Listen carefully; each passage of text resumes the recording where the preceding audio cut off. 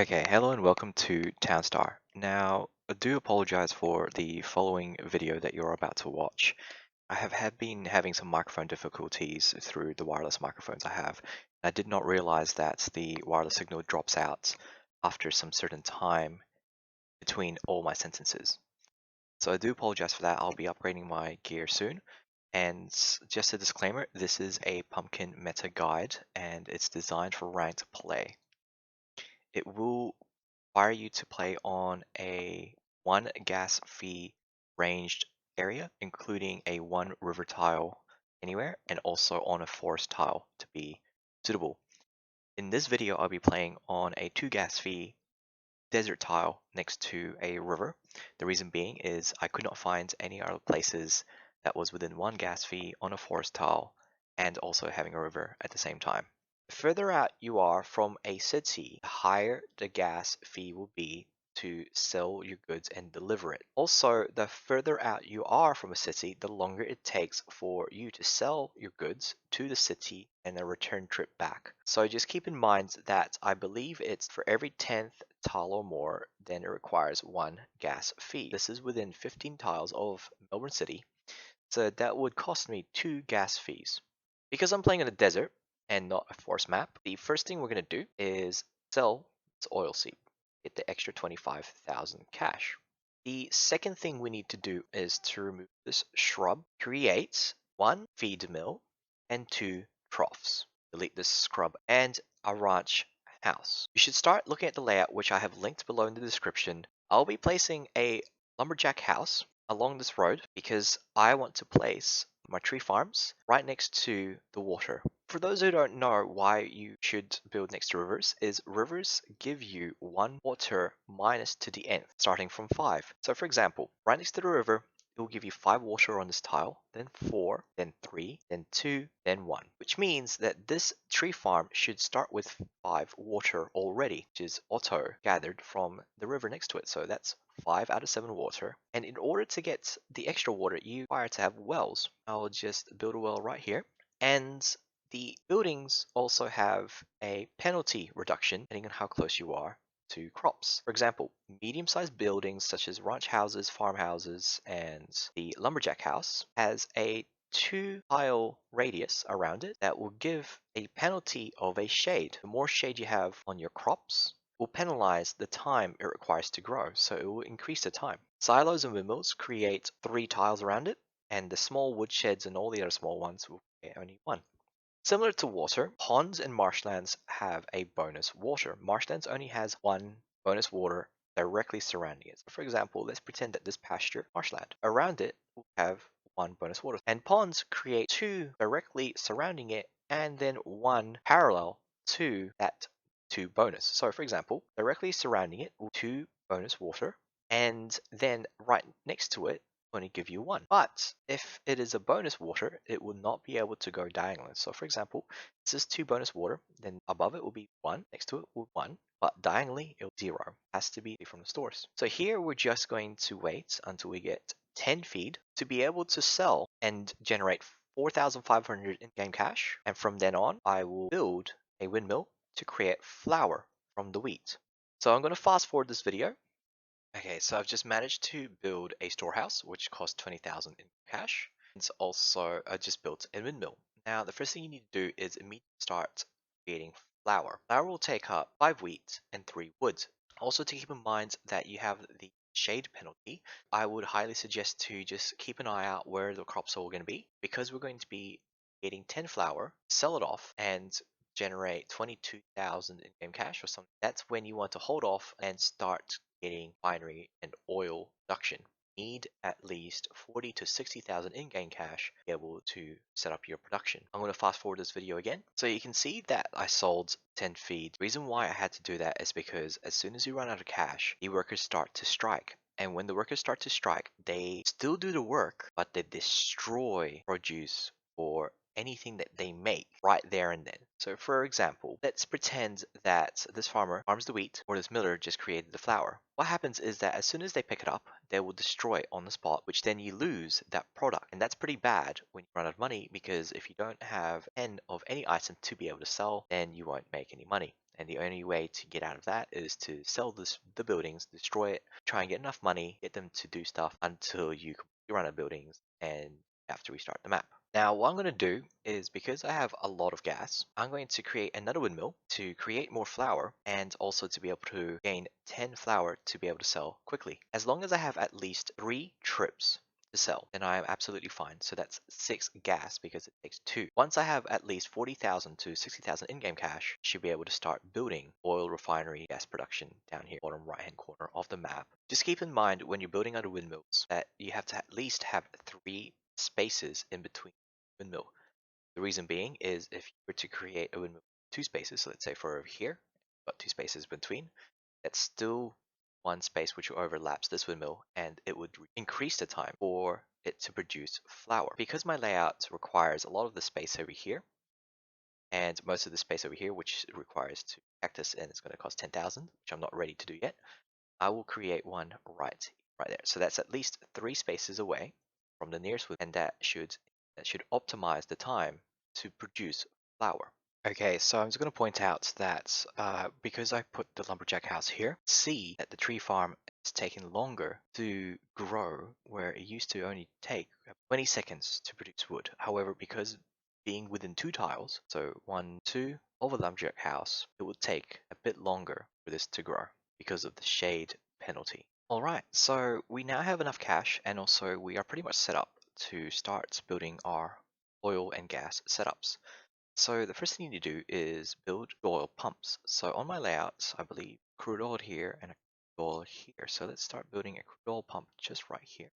Next to that will be a worker's house. So the worker house's job to pick up the oil from the crude oil pump to deliver it to storage.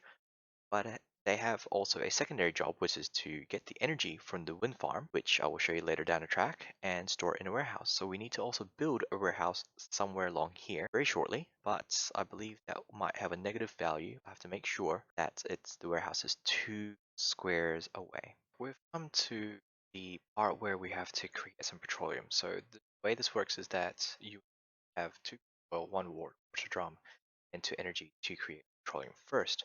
So you would roughly want to have 5 petroleum before you want to start producing gasoline. But 2 gasoline required for each trip will make 6 petroleum.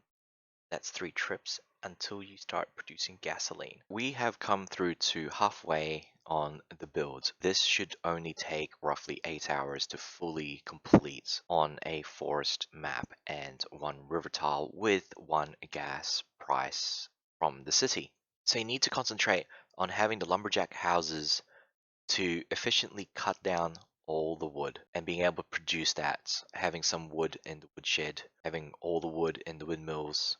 Because we want to concentrate after doing the lumberjack houses and having enough wood to complete oil refinery production area. The reason being is you want this to be fully automated without having the wind turbines or having this water facility to push the batteries and the water barrels into the warehouse. My next building that I definitely will be concentrating to purchase is the power plant based right here where this worker house is. Now the reason why I have this set up is you would have the 2 power plants here, so that's 200,000 in-game cash that you need to invest in. This is what I believe is the most efficient kind of setup to do your gas production, also your lumber mill. I'll show you why. When you place a refinery, you would need to create petroleum in order to create gasoline. In order to do that, to have petroleum, you need to have 2 crude oil, 1 water drum, and 2 energy. Before we used to use the water facility, but now I placed a water pump which generates 1 water barrel within 1 mile radius. This petroleum gasoline requires 2 water drums, but the petroleum only requires 1 water drum. This water pump is generating 1 water around here. This water pump here is generating 1 water around here as well. And because this is in the middle, this refinery here is in the middle of the 2 water pumps, it would generate 2 water drums for this refinery here. Each power plant generates 3 energy surrounding it. It will generate 3 energy for this and 3 energy for this, but you require 6 energy for the refinery. Hence why you would have a second power plant here. And the only tiles that you can place a power plant is when you have a paved road and a water pump directly adjacent to the power plant. Hence why if you place the two power plants here, which is the first one's going to go here first, and then the second one here, this is completely autonomous. And the fuel storage being directly across there with the oil pumps and the workhouse here. Worker house would just collect the crude oil from here, dump it into that, which is 2 crude oil for every 3 minutes. Then the 2 crude oil gets created into 1 petroleum, and then in turn that should create 1 gasoline. You're able to create 1 gasoline roughly every 4 minutes if they had all their materials ready to go and they were just waiting on the crude oil and petroleum. Because there is going to be a power plant here, I placed a lumber mill here as well, because when you create lumber, which is what is required for later on, it would generate 2 energy, or it requires 2 energy, which I told you that it generates 3 energy to all the adjacent tiles. This is autonomous once this power plant has been built, and then these two, this one will be fully autonomous once this power plant has been built. However, it will still require energy generated by these wind turbines until you have another 100,000 in-game cash to build next power plant. After that, concentrate on grouping up all your windmills and working on your pumpkin build. I have just completed the gas production system, as you can see here, 2 power plants, which are turned off because you don't want it to craft the energy batteries since you won't be needing it. The energy is automatically and passively created and auto gathered by these refineries, including this lumber mill here.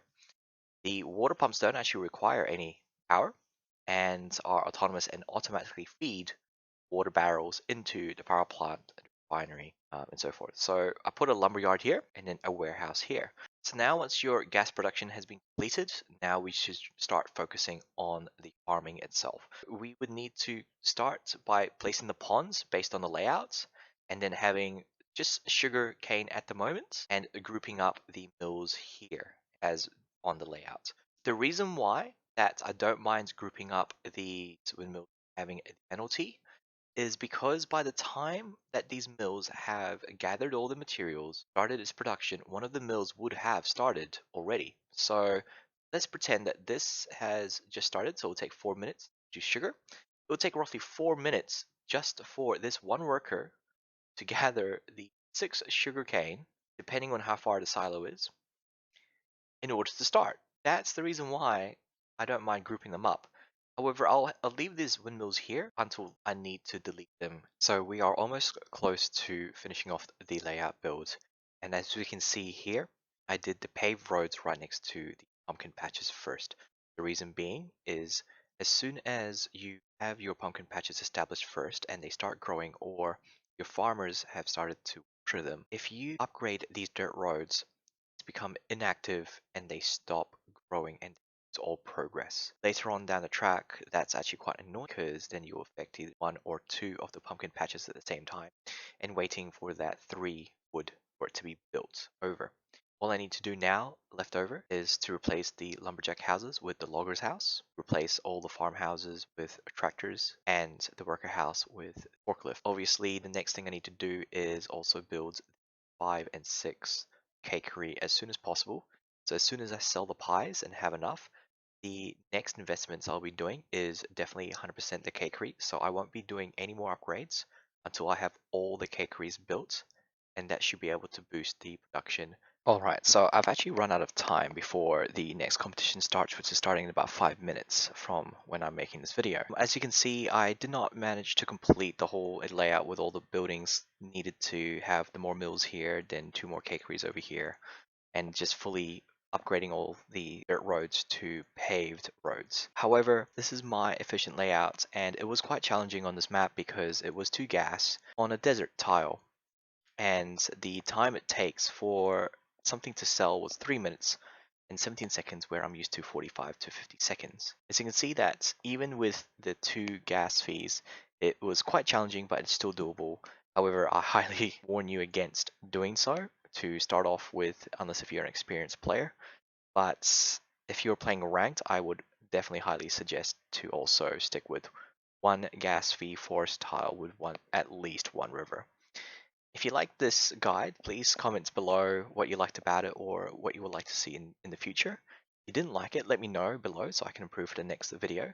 I do apologize for the technical issues I've been having.